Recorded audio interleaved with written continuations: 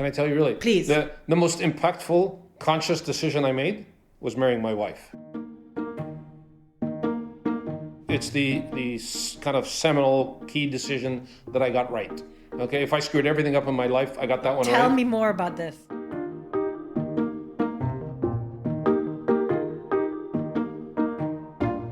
Welcome to What I Did Next, a new podcast series from A&T Media. I'm Malak Fuad, your host. On the show, we'll be talking to inspirational guests about those moments in life when you are faced with a crossroads and have to decide which way to go. Do you choose the well-worn shore route, or do you jump off the deep end and hope it will all work out? Our guests have all confronted this dilemma, and we discuss how this happens and how it changed the trajectory of their lives. Our guest today is Ahmed Alfi, a well-known name in the tech startup world in both Egypt and the Middle East. Beginning his career in the US on Wall Street, Ahmed moved to Egypt in 2006 as CEO of EFG Hermes Private Equity. From there, Ahmed went on to co-found Sawari Ventures, a leading venture capital firm based in Cairo, and he is also the co-founder of Flat 6 Labs, an early-stage fund in the MENA region. His most visible role, however, is perhaps as chairman of the Greek campus, a startup innovation hub in downtown Cairo. Additionally, Ahmed founded Nifham, an Arabic online video educational platform. I've known Ahmed and his family for a number of years, but because of What I Did Next, I got to understand a bit better what makes him tick, what he's inspired by, and what he aims for in life. When we started talking about those pivotal moments, Ahmed singled out meeting his wife Manal as the most consequential thing in his life, the number one thing he got 100% right. When we did this Greek campus project, every single person I know told me you're crazy and you shouldn't do it, except my wife. She's the only one person that said, that's a great idea, go for it. And she helped me. And she worked with me night and day for the first year, helping turn this place around. And so having somebody who you can trust blindly that their judgment is only for your best interest and there's no secondary agenda in the advice is a fantastic blessing in making all your life decisions. And what was it about this particular project that made her see that there was something special about it? I should ask her specifically that. I don't know, but I will speak on her behalf that I think she saw the same thing I did, which is a fantastic place in an environment that you can potentially control because it's an enclosed place. And kind of we had done something similar with our kids in trying to make an environment where they and their friends can be, that this could be a place where people can be creative and happy. We have 3 rules here: no politics, no religion, no jerks, right? And the no jerks one is the simplest one because no jerks mostly applies to guys and it makes everybody feel safe, specifically the girls. So the place is just wonderful. Hopefully everybody's happy and enjoying themselves, and then you're able to be creative. Because if you're stressed out, it's hard to be creative. Yeah, and it's a safe environment for everyone to be in. Exactly. At what point would you say your formative years were? Was it the Middle East portion before high school? Did that have a big impact on you? Or was it when you got to California as a high schooler? I would think my formative years continue till today because I continue to learn. That's amazing. And I continue to kind of expand my mind and personality and my soul, hopefully. And so it's a continuous formation, and there's no red line where it ended. So at some paces it's faster than others, but it's always continual formation. The highlights was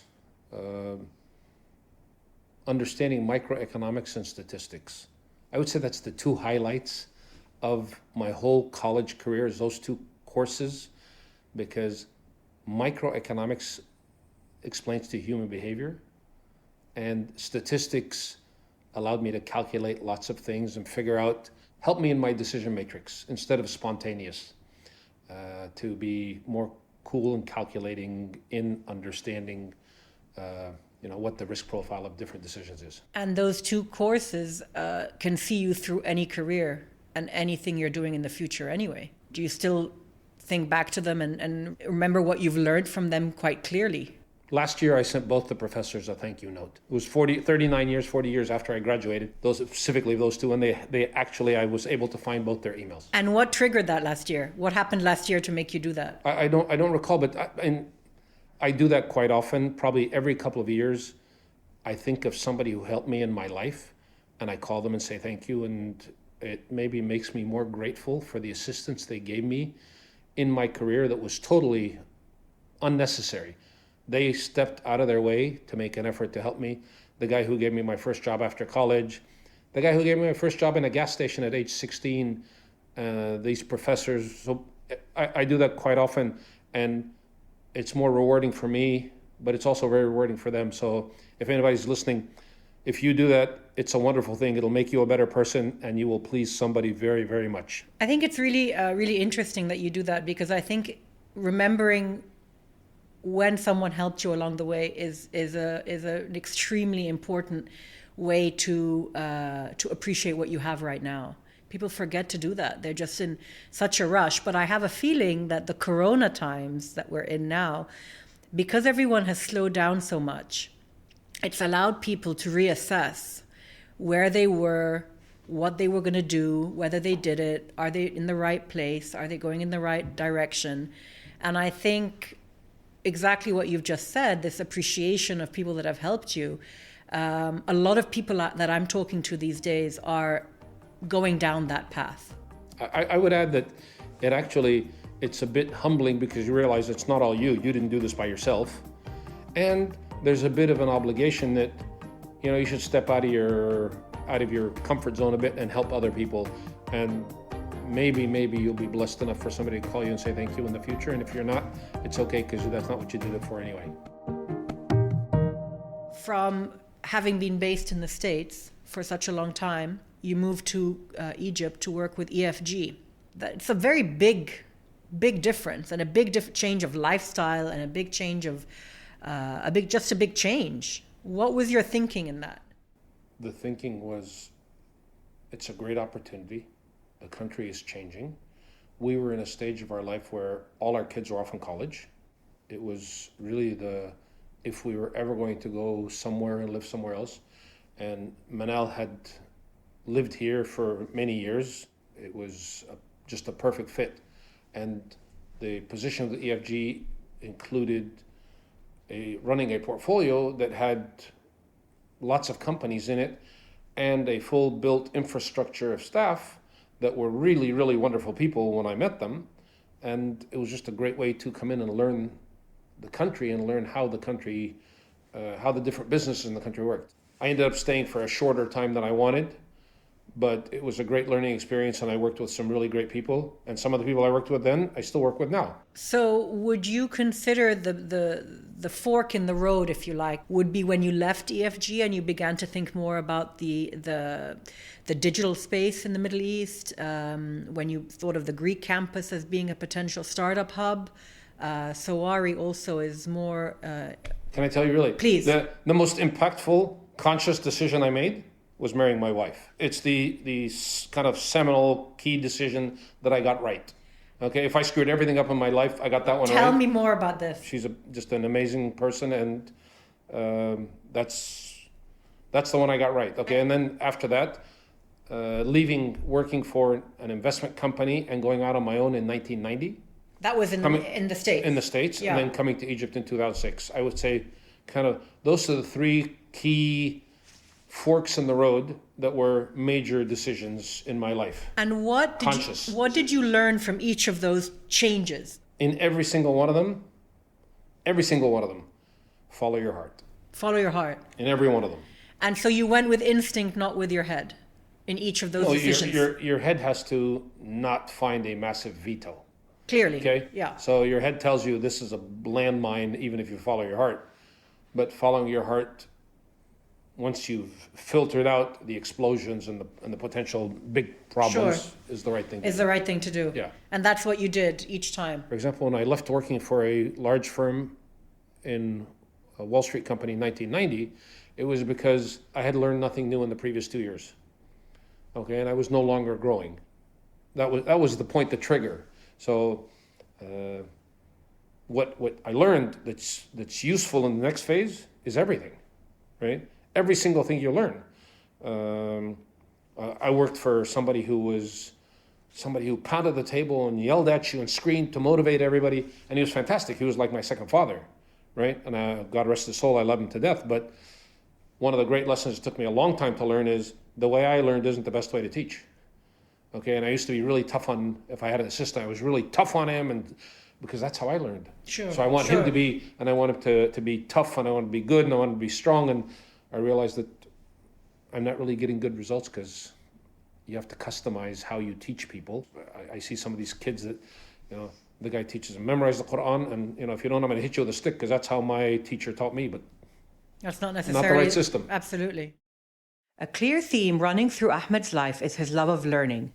He believes strongly that learning is a lifelong endeavor, realizing that how you learned is not how you teach. And he wanted to explore how the next generation could benefit from proper mentorship and customized teaching. This was the foundation of NIFHAM in 2012, a free online K-12 educational platform that is linked to the mandated public curriculum. NIFHAM covers the Egyptian, Saudi, and Syrian curriculums, and it has provided over 100 million free lessons to 5 million students, which is a remarkable achievement. It was a conversation with a friend, and we were talking about the population explosion and how the country was going to have to build more schools and cram more kids into schools.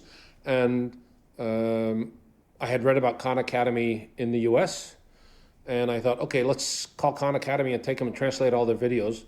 And all the writing was in English, everything, when they did something on the board. So we decided just to recreate it. And we started recreating it, and then we said, why don't we distribute it? And we created the concept of crowd teaching. So we have videos submitted by parents, by teachers, by 10-year-olds. And then we set up a review panel like Wikipedia to review them for accuracy. And then we would just upload them. So in a lot of the lessons, you have 3-4 videos. And we said the easiest way to disseminate mass information is to teach the kids what the government mandates they should be taught. I don't want to teach them what I think is important. I'm going to teach them what the government says is important because I just want to lift them in society in the structure that currently exists. If I set the curriculum, it would be completely different. I would teach very different things, but I might upset somebody else. So we just said, we're going to do that. When the Muslim Brotherhood came, they changed 20% of the curriculum. We had to change the site. When they left, they changed it back. We had to change 20% of the site. So it's been an interesting experience. The company has started experimenting a bit with live one-on-one tutoring because sometimes the video explanation is not sufficient and the students want more information. And have you found it more popular now in lockdown when people are at home a lot and unable to necessarily have face-to-face lessons as much? I think there's a higher level of apathy by school kids about what they learn, okay? And I think it's kind of flattish. Everybody's on a lull because of Corona, right? The parents aren't pushing their kids to study. Nobody's pushing anybody to really do anything. People working from home are getting some of the things done that they need. There was a big surge at the beginning.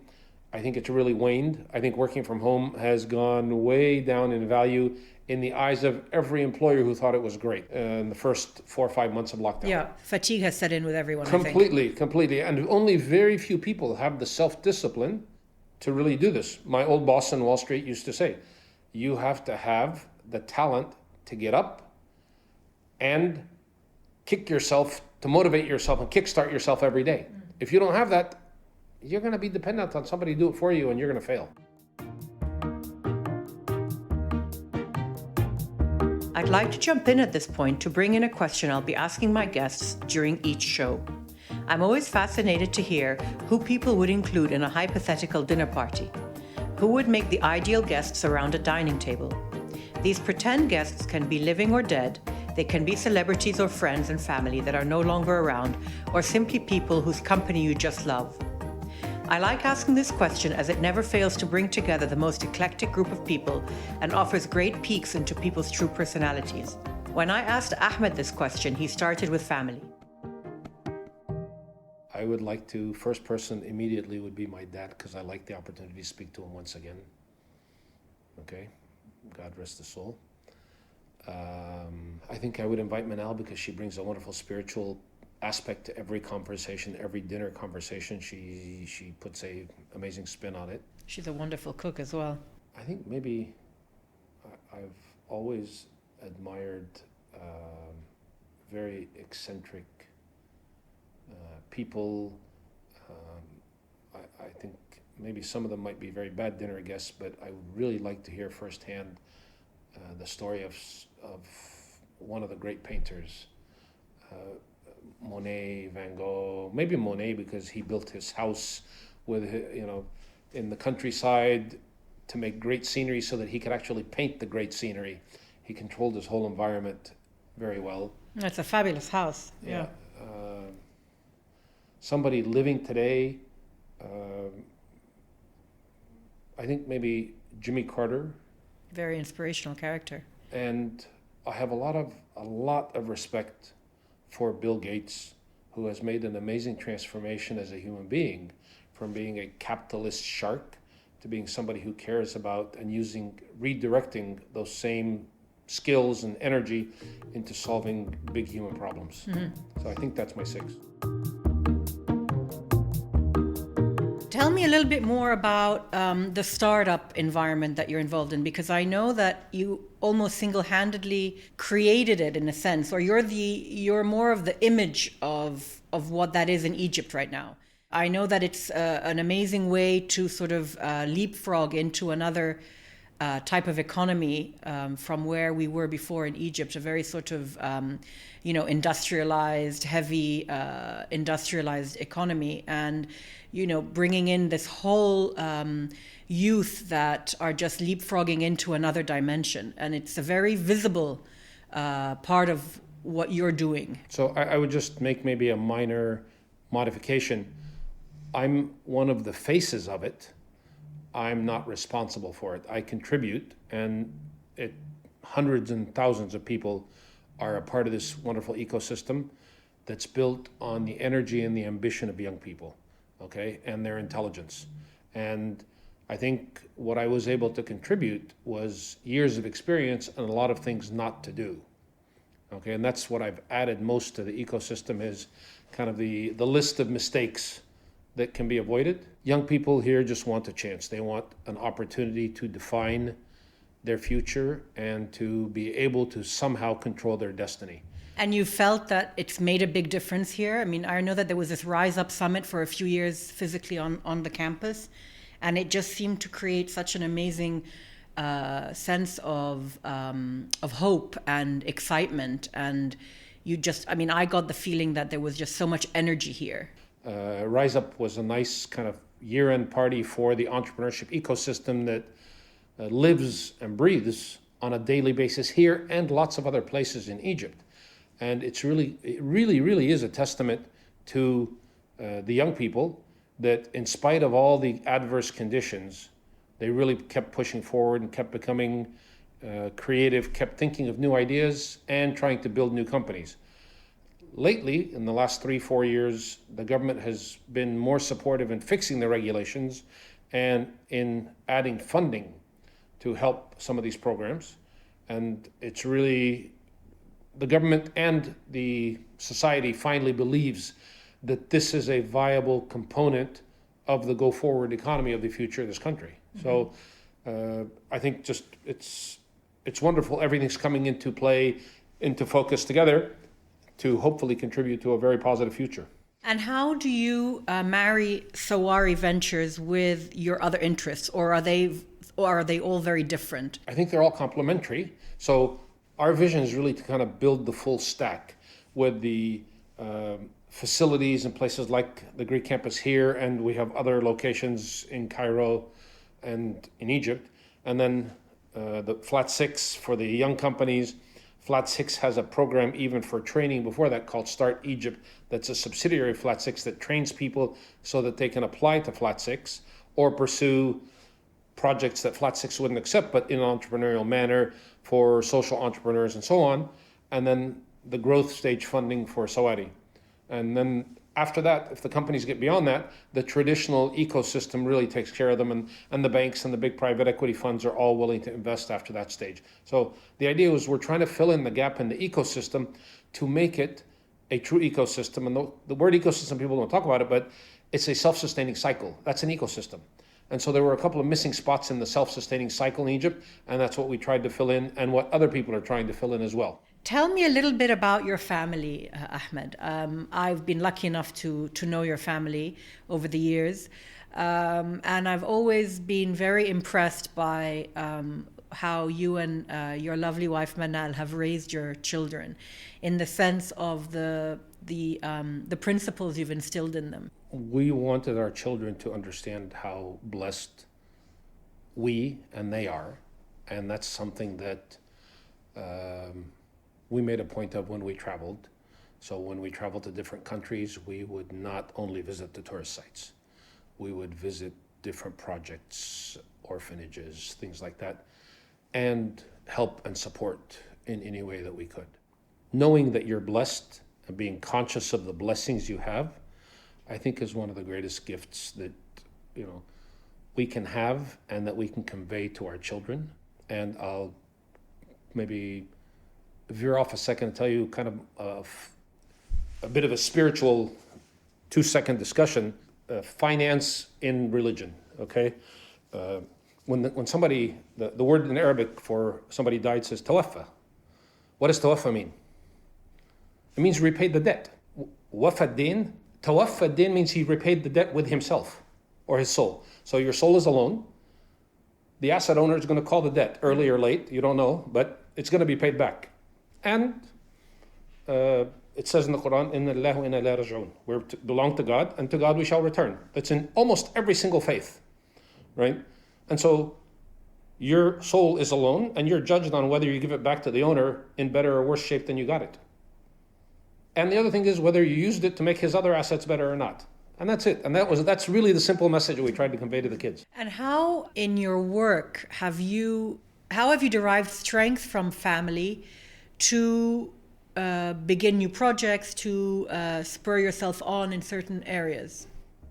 Having a supportive family is the best empowerment to take risk.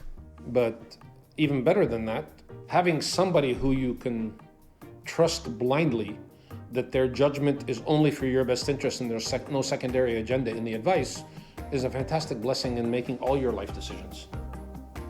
Another feature of the show is asking my guests what their favorite book, favorite movie, and favorite piece of music are. These choices always offer a good insight into people's tastes.